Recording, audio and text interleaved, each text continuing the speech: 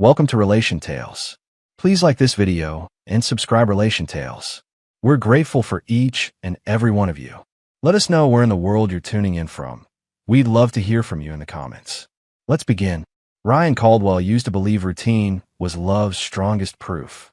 Every morning, he'd pour 2 cups of coffee, one black, one with almond milk and honey, just the way Amanda liked it, before heading to his job at a small digital marketing firm downtown Nashville. Their kitchen would smell like toasted bagels and lavender candles, and for years, that scent meant home. But lately it smelled like absence.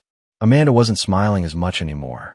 Her phone lit up during dinner, and she tilted slightly away before replying, pretending not to notice how Ryan's eyes followed every motion. She'd started sleeping with her screen face down, and when Ryan asked who she was talking to, she'd laugh it off. Just work stuff, babe. Don't get all paranoid. He wasn't paranoid, just painfully observant. Their marriage had changed slowly, like a slow leak in a roof you don't notice until the ceiling caves in. Ryan remembered when they couldn't keep their hands off each other, back when she worked part-time at a floral shop, and he'd pick her up just to see her smile. Now, she was at a new firm downtown, a sleek office filled with after-hours meetings, networking events, and one name that kept popping up in her stories: Lucas. Ryan didn't want to be the jealous husband. He trusted her. Or at least, he wanted to. That Friday morning, Amanda was already dressed before he got out of the shower. She looked radiant. Black blazer, gold hoops, perfume stronger than usual. Big client meeting? He asked, trying to sound casual. She paused, smiled faintly, then said something like that. Ryan's gut twisted. He drove to work distracted, missed 2 deadlines, and barely spoke during the team lunch. Even his co-worker, Melissa, a middle-aged mother who'd seen her share of broken marriages, noticed. "You okay, Ryan? You look like someone who's reading the last page of a book he didn't know was ending." He forced a smile. "Maybe I am." That night, the house felt colder than usual. Ryan reheated leftovers and scrolled through photos of better days. Their wedding on the lake, Amanda laughing in a sundress, the trips they couldn't afford but took anyway. The door creaked open around 7. Amanda appeared in a shimmering black dress, curls falling effortlessly over her shoulders. She was glowing, and not because of him. "Wow," Ryan said, half smiling. "You're dressed up. What's the occasion?" Amanda grabbed her clutch, checking her reflection one last time. "Girls' night," she said lightly, without even glancing at him. "You know, some drinks, some music. Don't wait up, okay?" He nodded, but his silence said more than any argument ever could. She walked out, heels tapping like fading promises, and the house sank back into stillness. Ryan sat in the living room, staring at the muted TV. He knew what he felt wasn't just suspicion.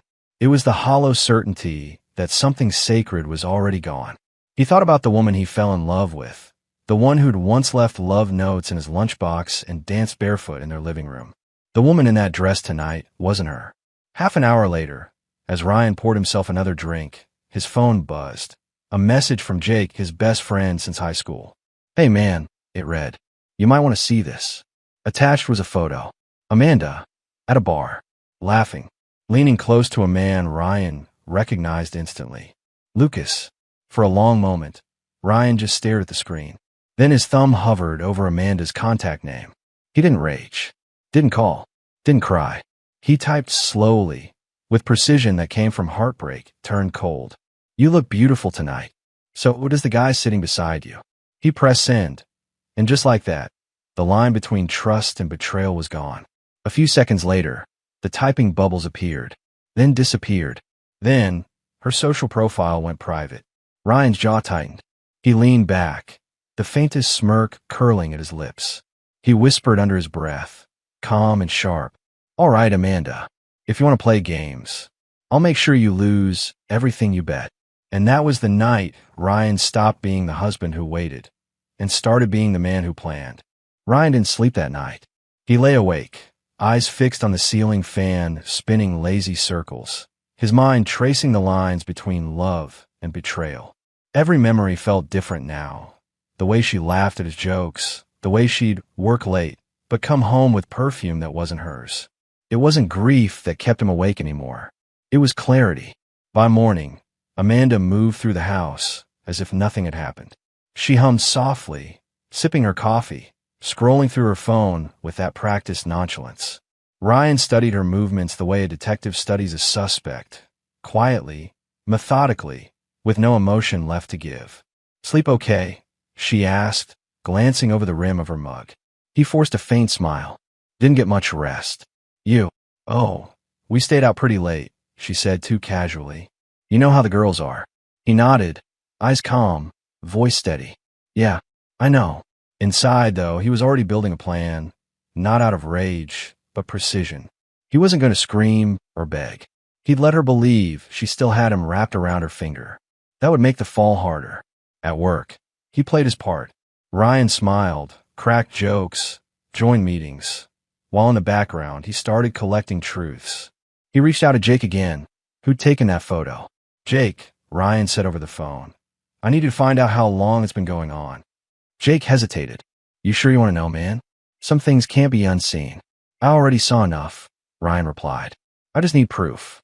That night, while Amanda texted co-workers on the couch, Ryan checked the shared phone account. Her late-night calls weren't to her best friend, Hannah, like she'd claimed. They were to an unfamiliar number, Lucas's. Almost every night. His chest tightened, but he stayed silent. He saved every call log, every message timestamp, every receipt from her girls' nights. It wasn't about catching her anymore. It was about crafting an ending she wouldn't see coming. 3 days later, Amanda came home glowing again. "Guess what?" she said, spinning in her heels. "The firm's flying me out to Atlanta for a week, client training." Ryan kept his tone casual. "That's great. You've been wanting that promotion, right?" She smiled, relieved that he wasn't suspicious. "Exactly. It's really important, Ree. I'll probably be super busy, so don't worry if I don't text much." He stepped closer, brushing a strand of hair from her face. "Don't worry about me. Just focus on your work."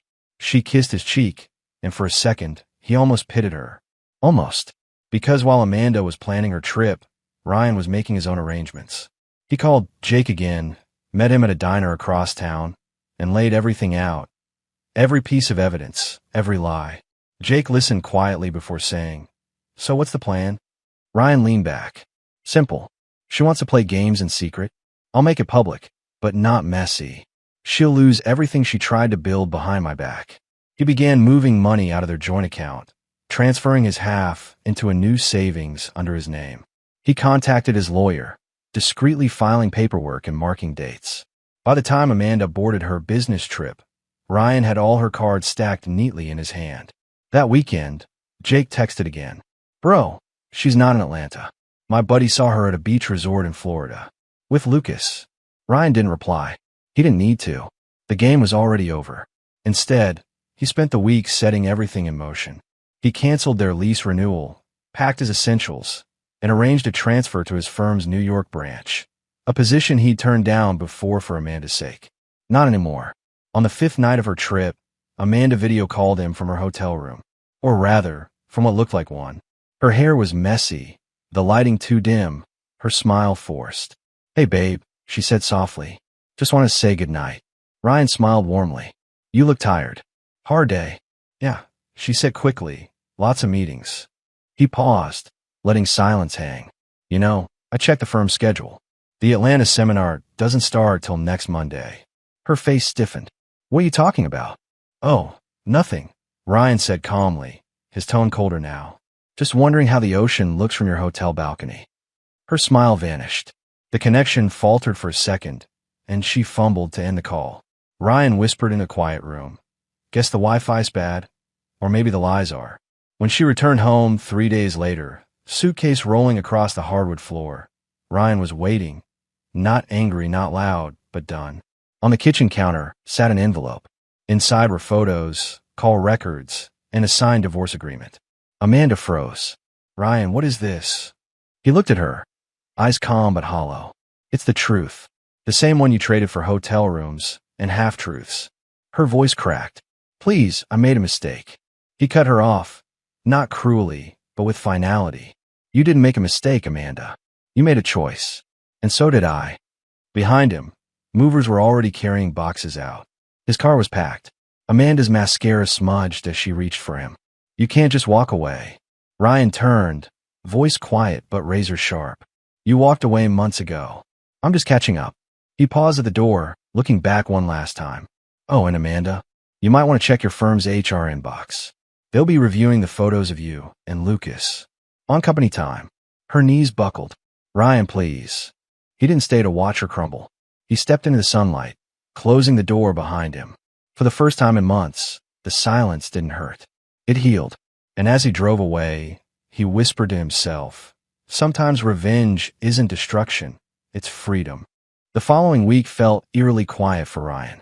The kind of quiet that comes not from loneliness, but from release. He'd spent years walking on eggshells around Amanda's moods, trying to guess whether her smiles were real or just part of some emotional disguise. Now, there was nothing left to decode, only peace.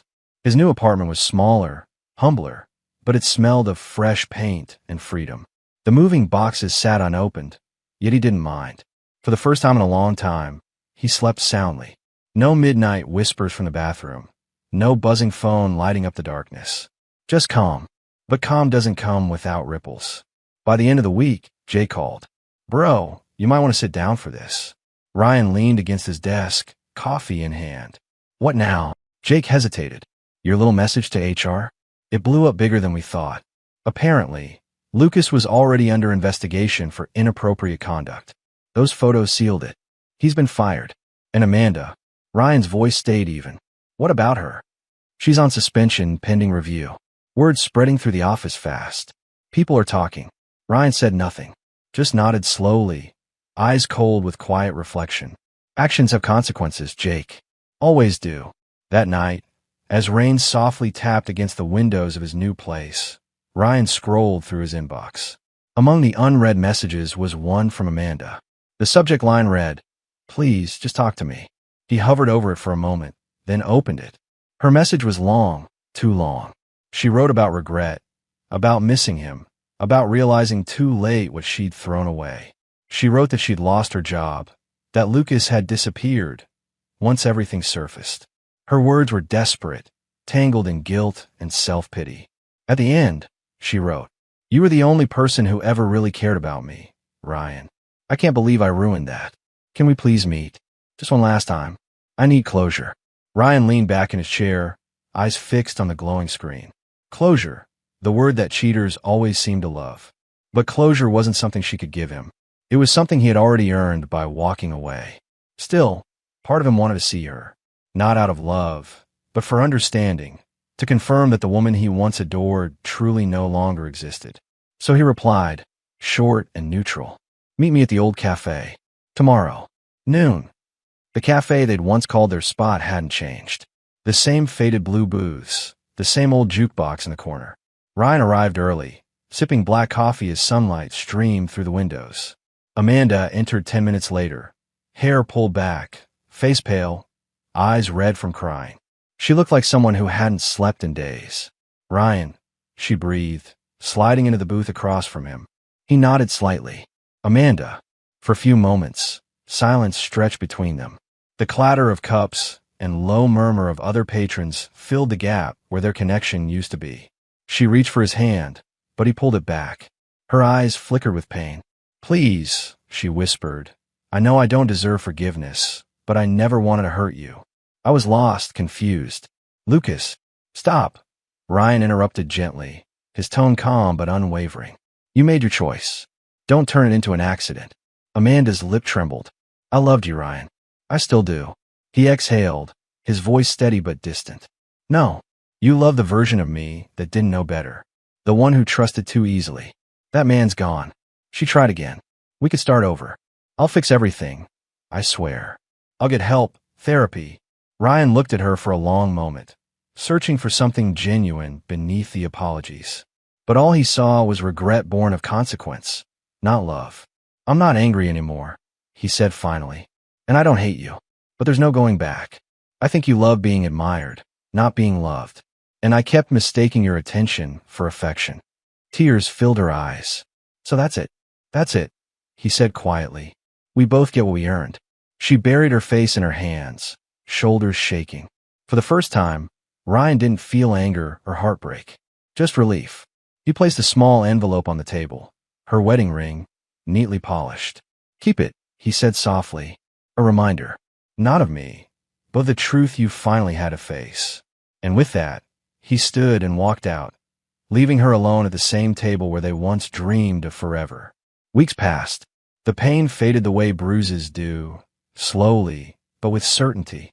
Ryan threw himself into his work, transferring to the New York branch just as he'd planned. His colleagues noticed a change in him. Sharper, more confident, yet oddly calm.